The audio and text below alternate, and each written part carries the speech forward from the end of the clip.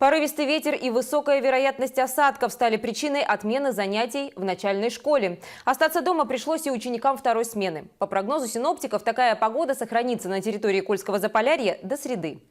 Температура воздуха лишь слегка опустится ниже нулевой отметки. Настоящих северных морозов и обильных снегопадов не предвидится. По данным метеорологов, днем 20 ноября скорость порывов ветра достигала 37 метров в секунду. Причиной тому послужила тыловая часть циклона, который сейчас находится над Мурманской областью. По прогнозам, Заполярье останется под влиянием этого же циклона, но ветер постепенно утратит свою силу до 11 метров в секунду.